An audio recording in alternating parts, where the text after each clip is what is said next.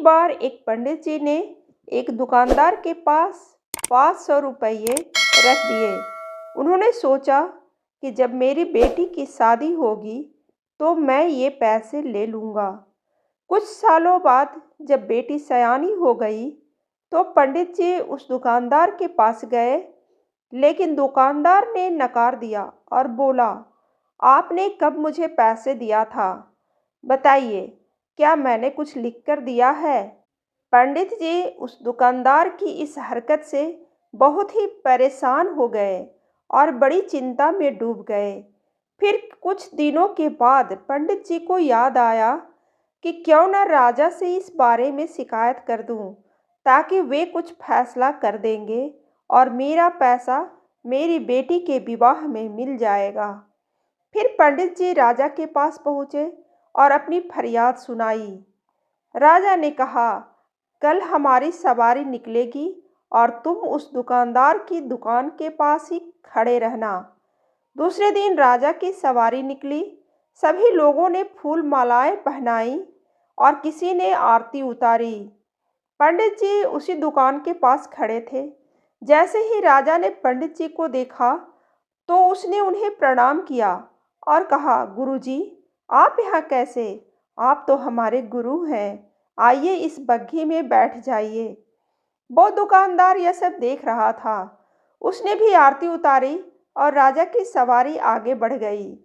थोड़ी दूर चलने के बाद राजा ने पंडित जी को बग्घी से नीचे उतार दिया और कहा, पंडित जी, हमने अपना काम कर दिया, अब आगे आपका भाग्य। उधर वो दुकानदार यह सब देखकर हैरान था कि पंडित जी की तो राजा से बहुत ही अच्छी साठगांठ है, कहीं वे मेरा कबाड़ा ही न करा दें। दुकानदार ने तत्काल अपने मुनीम जी को पंडित जी को ढूंढ कर लाने को कहा। पंडित जी एक पेड़ के नीचे बैठकर कुछ विचार विमर्श कर रहे थे। मुनीम जी बड़े ही आदर के साथ उन्हें अपने साथ ले आए।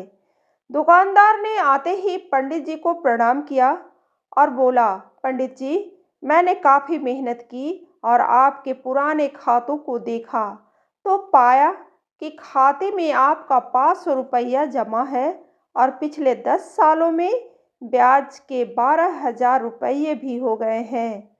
पंडित जी, आपकी बेटी भी तो मेरी बेटी जैसी ही है, अतः 1,000 रुपया आप मेरी तरफ से ले जाइए और उसे बेटी की शादी में लगा दीजिए।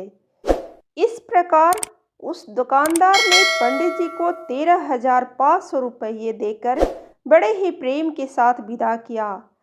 जब मात्र एक राजा के साथ संबंध होने पर हमारी विपदा दूर हो जाती है, तो हम अगर इस दुनिया के राजा यानी कि परमात्मा से अपना संबंध जोड़ लें तो हमें कोई भी समस्या, कठिनाई या फिर हमारे साथ किसी भी तरह के अन्याय का तो कोई प्रश्न ही नहीं उत्पन्न होगा।